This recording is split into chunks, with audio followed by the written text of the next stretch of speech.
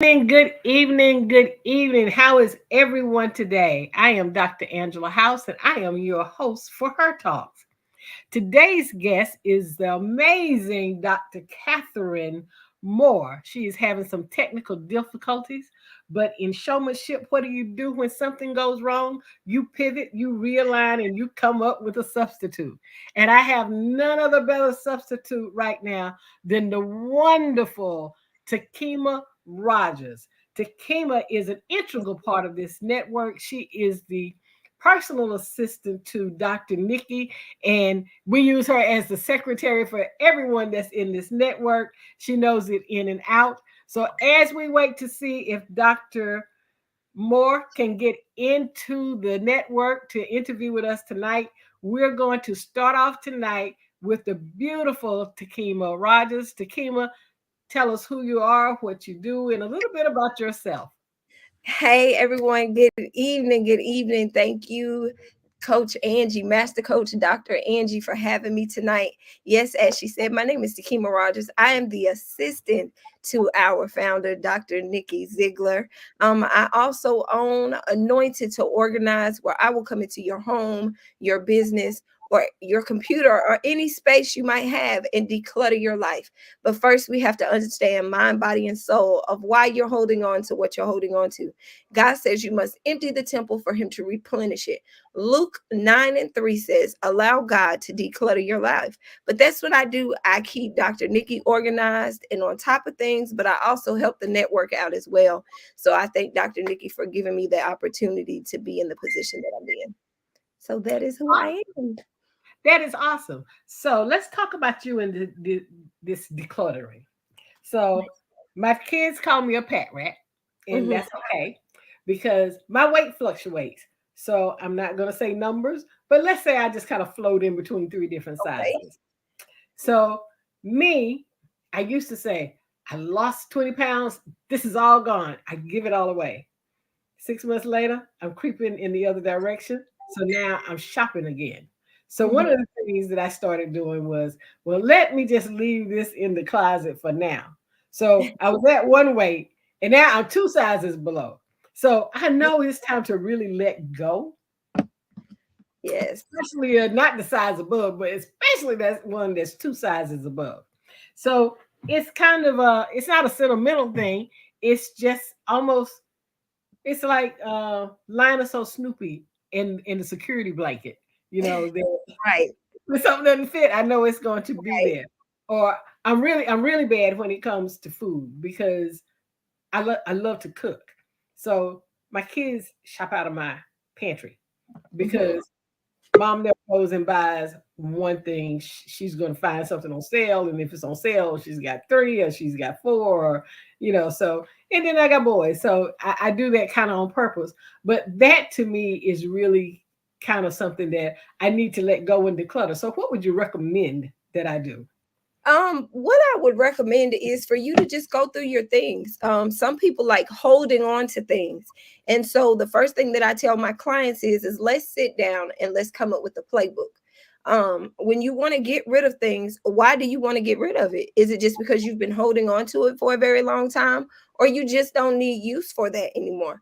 So what I tell them is let's sit down, let's look at what you have, and then let's move that way. If you've had it more than a year or more than two or even more than three, why are we still holding on to it? Some of it might have sentimental value, but are you going to go back and use it?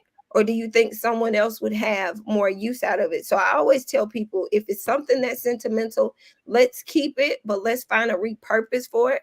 But if something you know that you're not going to use within maybe a year or a year or two, let's go ahead and give it to someone else so they can go ahead and reuse it. That's good advice. That's good advice. I'm going to take it that Dr. Catherine is still trying to get in and having technical There she is. She's coming in. Dr. Yeah. Catherine, how are you? I am Don't spectacular. Good. Don't go anywhere. We had to pivot there for a few minutes. So we got some information from Takima. We are going to be talking with you in just a minute. But Takima, we thank you for coming on to the show and helping us out there as we needed a pinch hitter for tonight. But Yeah. give us some parting words before you go. And we Well, would definitely have to have you come back so we can have an entire conversation about decluttering and realigning your life. Yes, ma'am. What I would tell you is for anyone to always remember, start with the little things. Don't do the big things. The big things will overwhelm you. If you start little and work your way up, you will accomplish the goal that you're trying to hit. And at least set at least 5 goals a month of getting rid of something. So start small and build up big. I thank you for having me. I'm looking forward to having you on here for a whole chat and a whole session very soon. Thank Yes, you. ma'am. All right. Bye-bye. Bye. So this is Her Talks. Her Talks is a talk show with the Herpreneur Network. If you're not familiar with the Herpreneur Network, this is a network of Christian women in business and ministry. This is where we like to say business and ministry collides. We have a plethora of events and things that are coming up. We do all kinds of things, but this is truly a sisterhood that pushes you into the forefront. We have some really, really, really amazing women that are in this group. And right now, even though she has some technical difficulties and it looked like she had to move to her car, we have with us the wonderful and amazing Dr. Katharine Moore. Katharine was Miss America Select Veteran in 23 and 24. She does the beauty pageant route. Amazing, amazing. I didn't get to go, but I actually saw the clips and I saw the pictures. So that was absolutely amazing. So the first thing, introduce yourself. Tell us about yourself. Um, Let me know some things about you, your background, your professional background, your skills, and tell us about the Miss America Select pageant as well. Yes, ma'am. Greetings, greetings, greetings. I am Dr. Catherine Ruth Moore, MSWHC. My professional background is inclusive of being a social worker for the state of Alabama, where I work in child protective services. And I love talking with people, helping people, assisting. That's my niche. That's what I love to do. I am the current reigning Miss America Select veteran. With that particular pageant system, it's under Royal Productions by Natasha Monique. And with that, this pageant is for veterans who have served or are currently serving. And the focus or the platform for the pageant system is domestic violence. And when I say it's domestic violence, it's in reference to those who have survived domestic violence, and the proceeds go to the domestic violence hotline. And I love to travel. I am a progressing travel agent, and hmm, that's pretty much me. Well, it sounds like you're a busy, busy woman, always into something. So let's focus on you and your mental health. I know you're a mental health social worker and therapist. So tell us about what you do in that role and how you handle some of your challenges and your situations at work. When it comes to the challenges and things at work, I can actually tie that into my pageant experience because my pageant platform is No More Silence Mental Health Matters. And with that, I utilize it in my day-to-day work because it's not just my pageant platform, it's my life platform. So I continue to be that advocate, that voice for others, that safe space for those who are going through something, who feel like they don't have anyone to talk to. Day to day, I deal with anything from talking with a battered child to talking with a battered woman. And with that, I also have to remember self care in my own mental health and not carrying those things. And I know several times with Dr. Nikki, and also when I've talked with Dr. Angela House, we talked about not being that verbal dumping ground for people.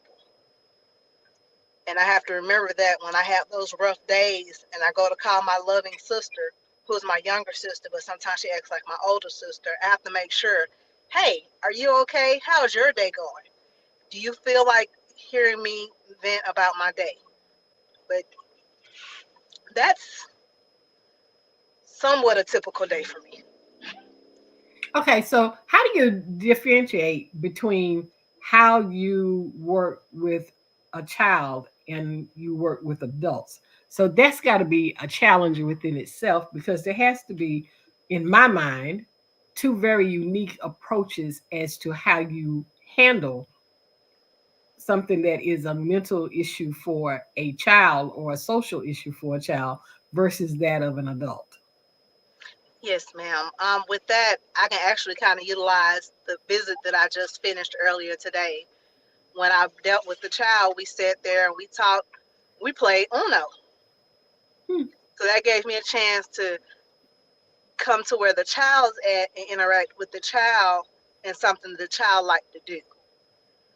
When it comes to me talking with adults, it's a little bit stronger, and I have to utilize the tough love, and it's not as sensitive as it is when I'm talking to a child. gotcha. So, what are some of the tips and things that you do to manage challenges and difficult situations? See, me, I know I would never be good at being a mental health therapist because I'm overly empathetic and I am a giver and I'm going to try to want to make it all right. And if it becomes to a child, I'm going to be, what's the appropriate word? I want to say I'm going to be a sucker, and that's probably the right term. It's not the appropriate word because I'm just going to want to take that child and love them and not try to shelter them from everything. But I know from a professional standpoint, you have to have the ability to remain calm, adapt, and kind of separate yourself from the situation because your job is to help provide an effective solution. How does that affect you and how do you handle that? When it comes to handling those specific things, I am a therapist with a therapist. Okay. I go to that therapist and I talk it out. I journal. I have a plethora of journals. And I doodle. I color in a coloring book. It's so many different outlets that I've had to find so that I can balance between all of it. Understandable. What is it that drew you to mental health and why do you love it so?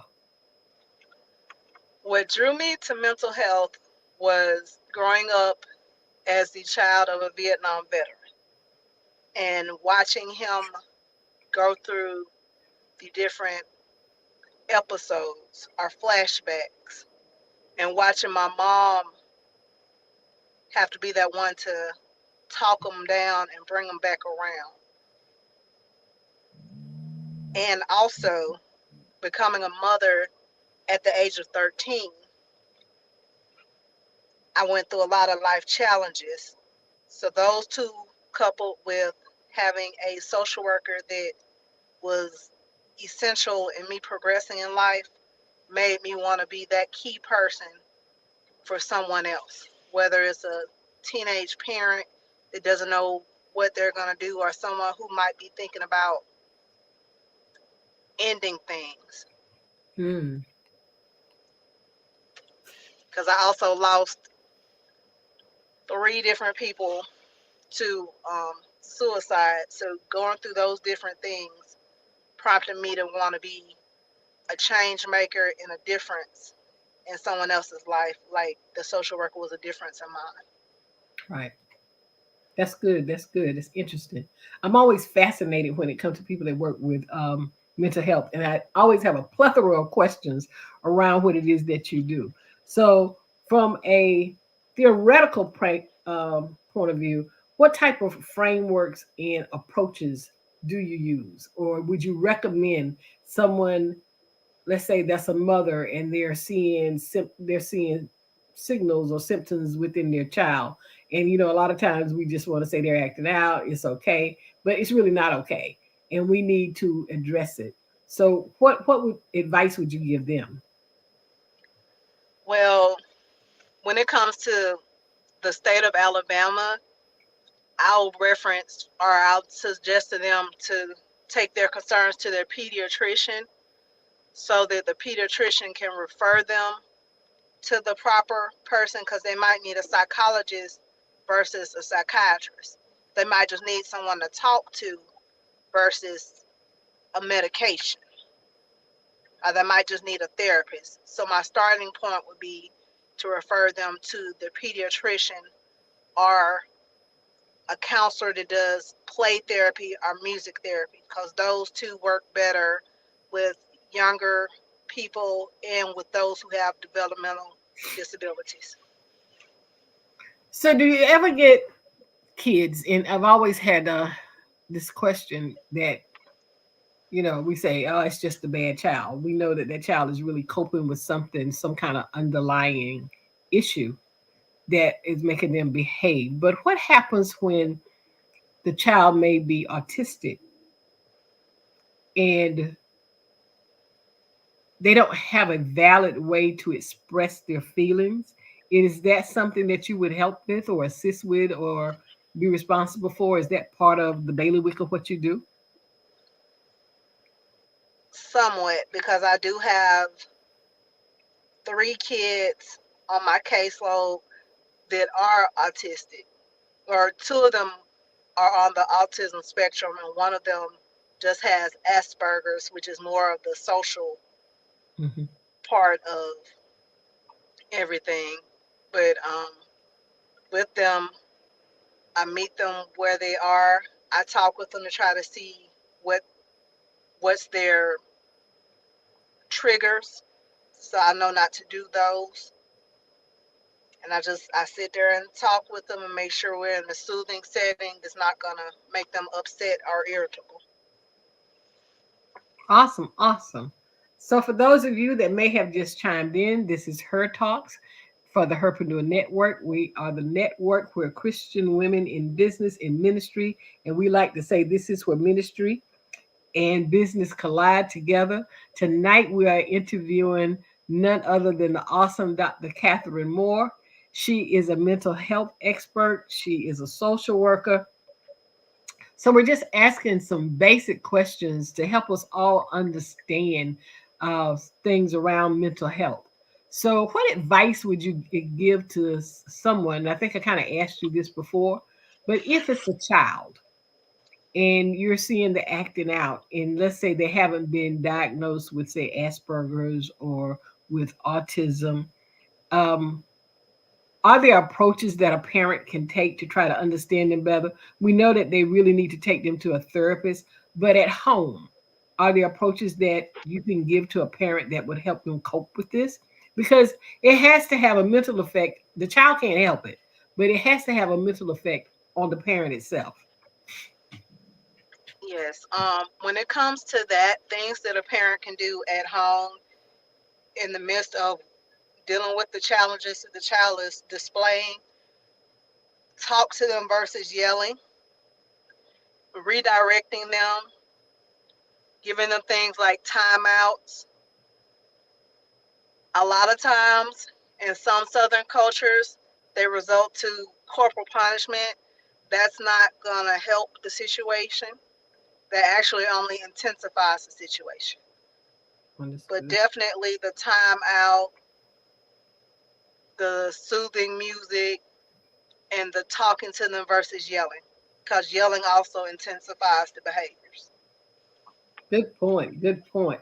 I see we have some viewers out there today. They're saying hello. We have Dr. Patricia Goodman. Our Master P is saying good evening, Queens. So good evening to you, Dr. Patricia. Thank you for joining. We have some Facebook users. I don't know your names, but thank you for coming in and joining us tonight. We are having a conversation with a dualpreneur. She is a mental health therapist. She's a therapist coach. But you have another talent and another skill that lots of us would like to have. And that is you are a travel agent. We have Lakeisha Pope saying, hi, ladies. You're a travel agent. Now, I'm trying to figure out how did you get from this mental therapist to this travel agent? And I almost answer that question because I got into it because it was self-absorbed when I did travel agent. Someone told me about I'm the cruise queen, love a cruise. Someone told me about the discounts I could get with a cruise, and I was like, okay, I'm gonna learn how to do this just so I could get my discount. And for me, it didn't become a job; it did become a lucrative hobby for me. But you are into it for different reasons. So, what brought you into the travel agent business?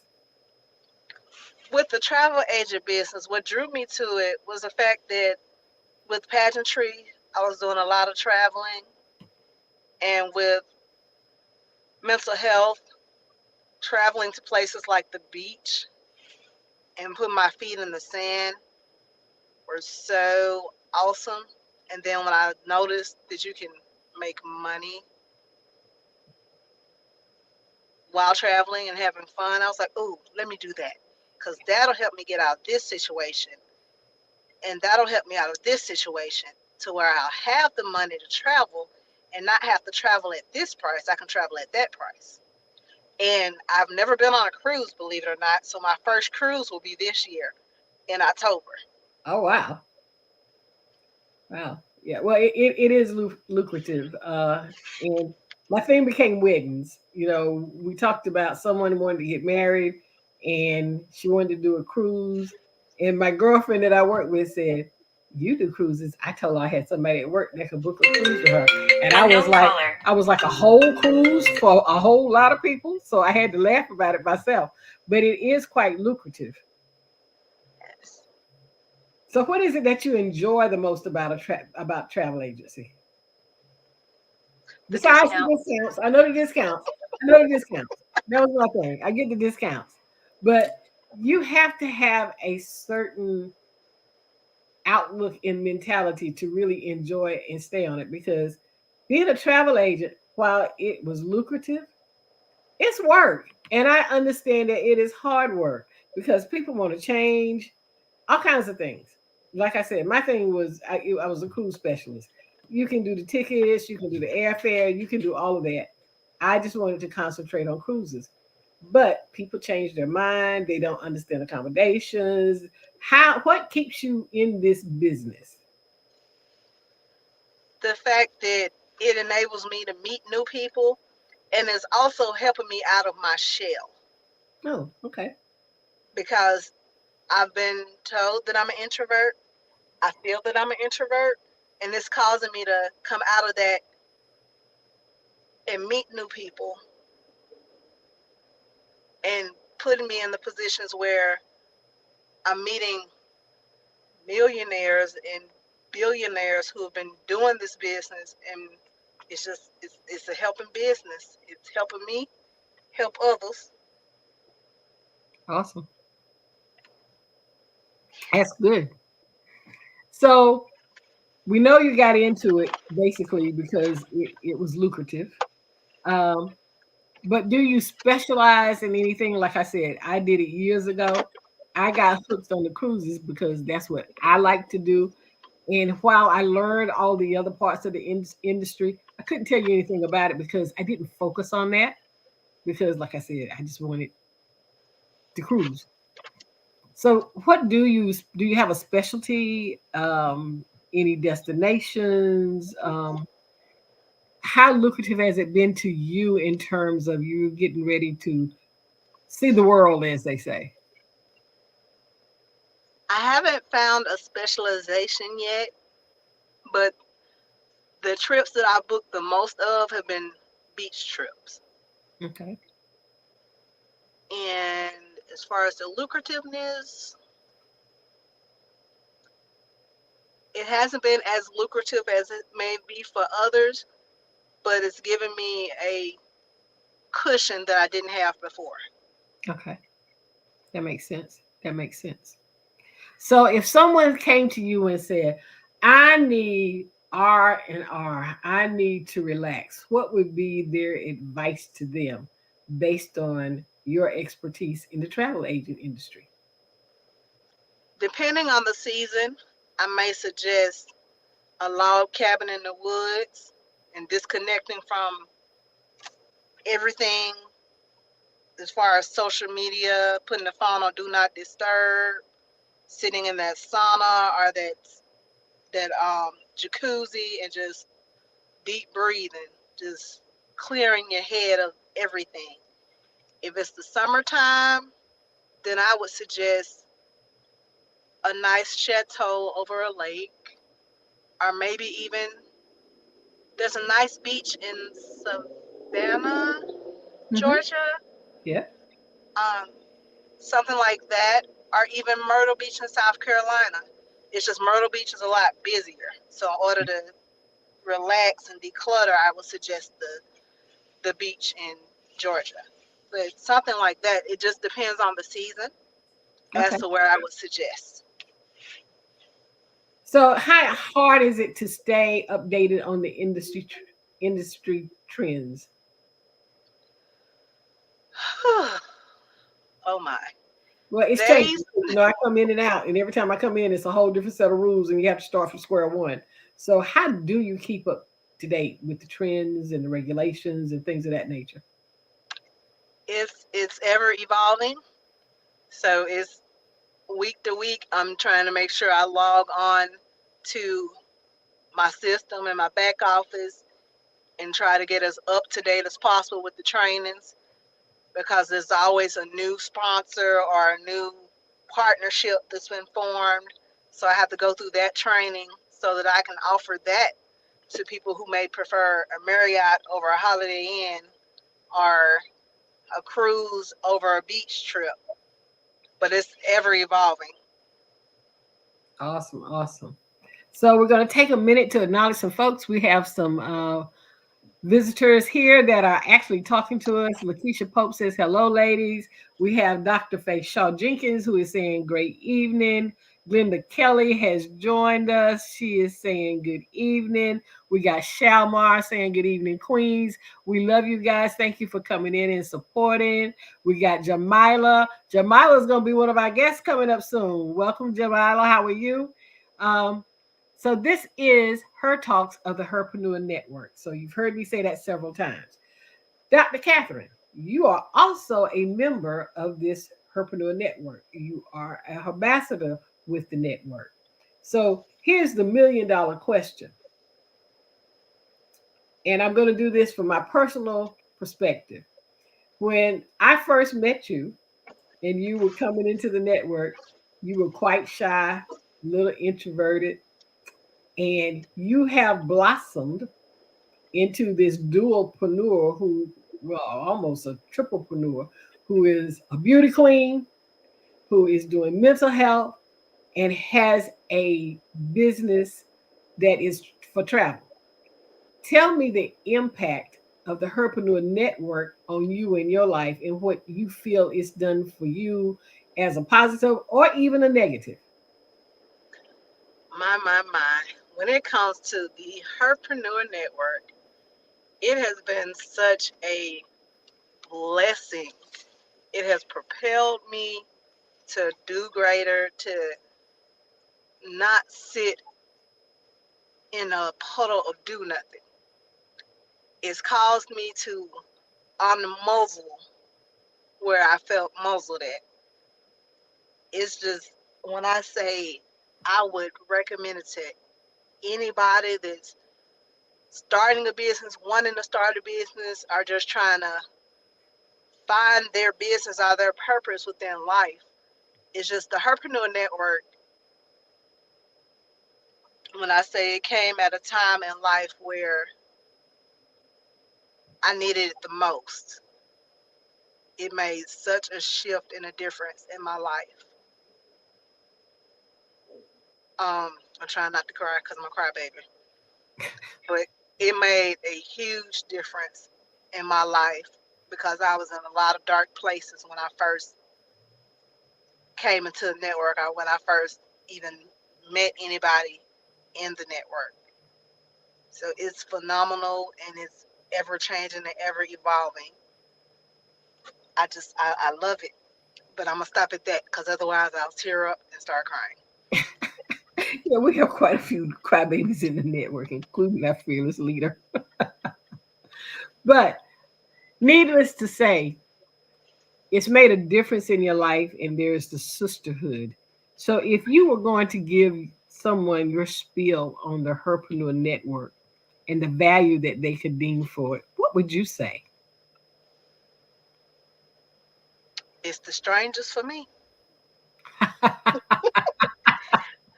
because people who were once strangers to me are like my right hand, my left hand, my propelling forward, my holding me in place.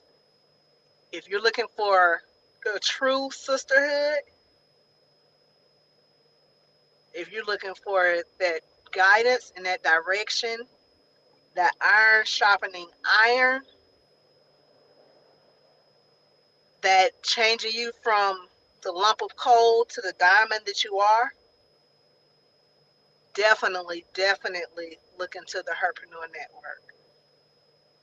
It brings the gems and the jewels out of the dust and the dirt.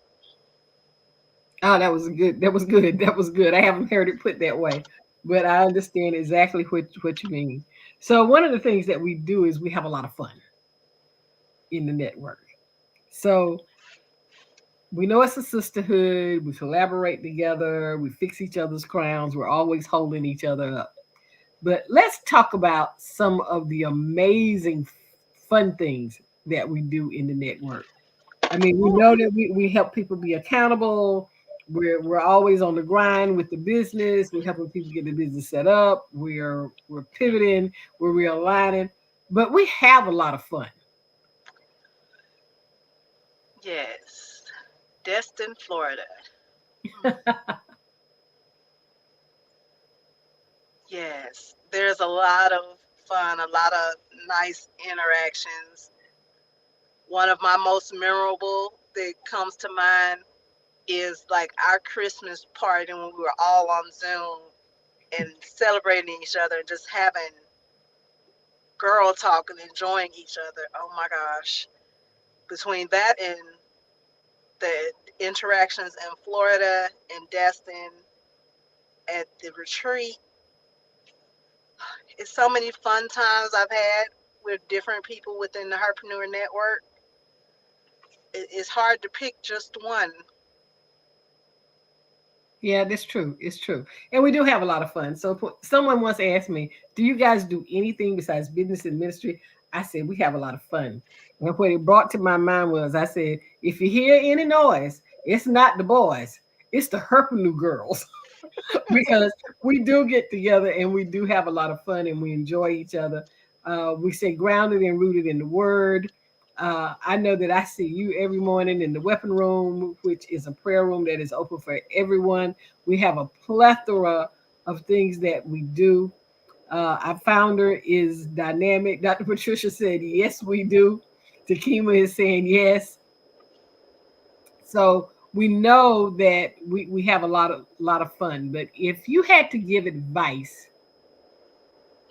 to someone that came to you and said, I, I, I want to become a social worker and I don't know what to do, what what advice would you give them? What would be your guidance?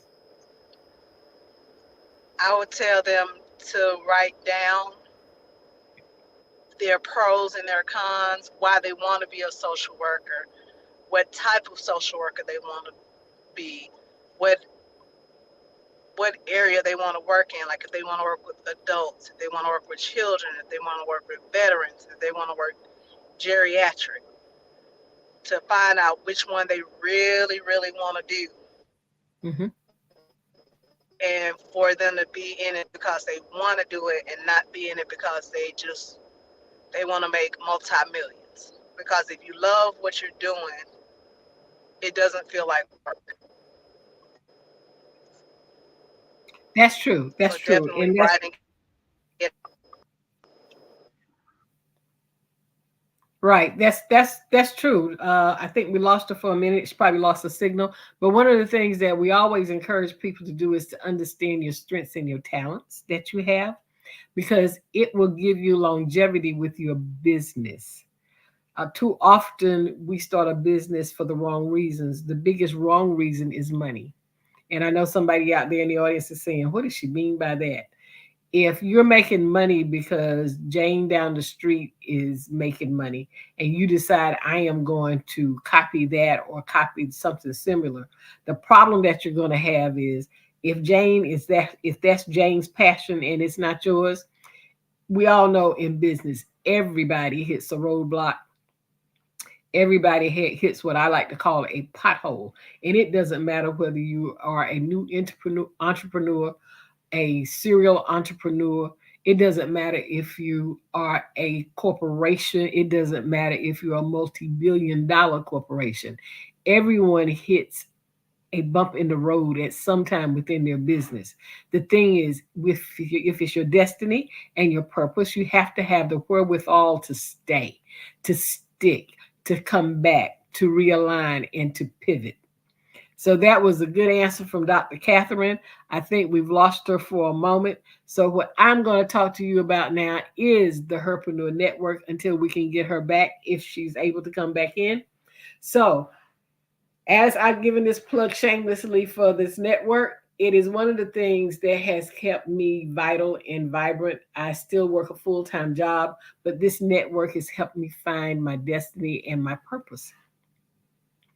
I have to say that when I get to the point that I do decide that I'm going to retire, I will retire from corporate America, but I'm not going to retire from the Herpreneur Network, nor am I going to retire. I'm going to take my businesses and make sure that they push out full fledged, because it's hard to juggle when you're still working a full time job. But this network gives you what you need to get it done. Not only do we have the skill set in this network, it's the sisterhood, it's the support system. So when we talk about fixing crowns, mine tilts every day, just a little bit, sometimes more than others. And when it tilts, there's always somebody there to pick it up and say, hey, your crown is slipping.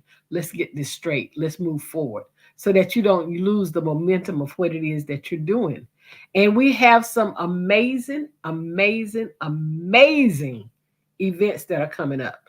So, one of the things that I'm going to say to you is that we are going to Houston, Texas. We're going to have what we call the Her Experience.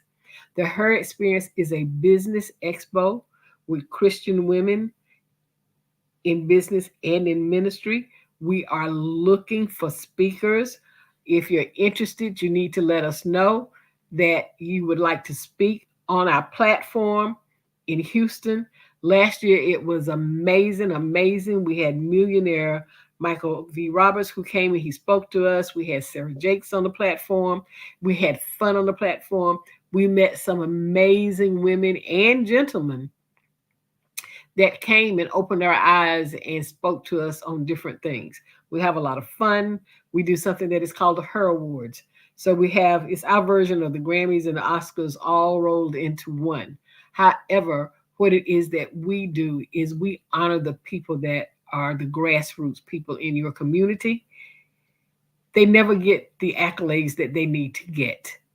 You know, it's a politician, he donated some money, he gets an accolade. But what about the people that's really doing the work? The people that are on the ground with our children, the people that are trying to foster a better life in our communities, the people that are helping the homeless. It's so many people out there that are doing so much that never get those accolades that we have the Her Awards. And that will be part of what we're doing in Houston. The other thing that is going to happen is that we're already preparing for the Her Awards in 2025. I call it the bucket list trip because almost every person that I know, and there are exceptions, have a bucket list of places they want to go. And we are headed to Dubai in 2025. So if you are interested, get with the network. so that we can give you information on going with us to Dubai. And you heard Katharine talk about the Strong Her Retreat in Destin, which is absolutely amazing.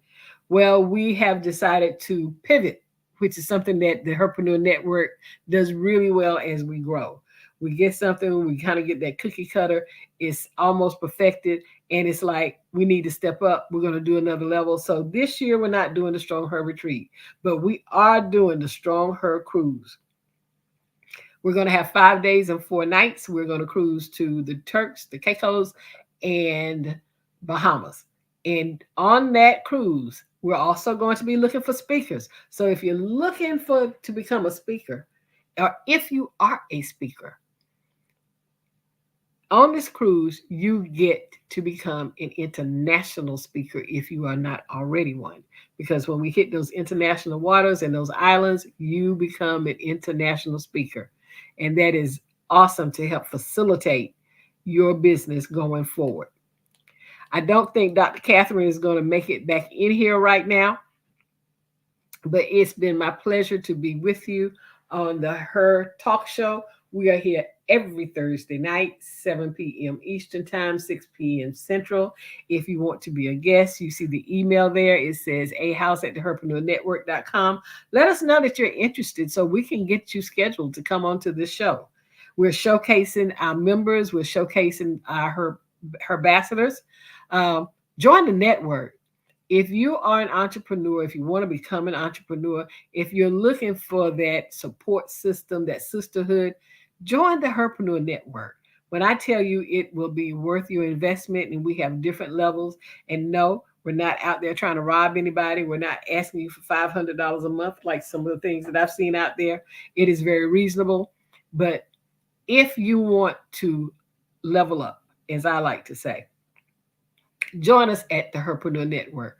And although Dr. Katharine is not here, I'm going to thank her profusely. She's given us a plethora of information.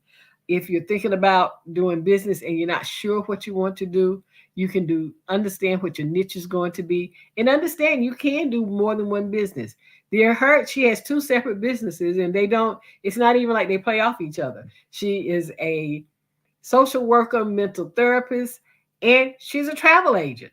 So she's doing the best of both worlds. God gives us all kinds of visions. Let's start walking into the vision that he gives us and moving forward. So tonight we're going to end a little early since my guest is gone. But follow us. Follow us at the Herpreneur Network. Follow us on Facebook, Instagram, Twitter, Clubhouse. We have a Clubhouse platform every morning at 5:30 a.m. Central Time. There is the weapon room. The weapon room is where you're going to get fed for the day. It will help you realign and set your whole day. We have a plethora of other rooms that we do every morning at 9 o'clock. We do business check-in.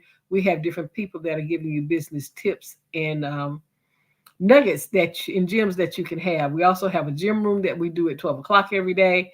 We have members that do marriage. Marriage is a 4-letter word. It takes work. We have single snatch and save with the purpose for the singles. So we just do everything.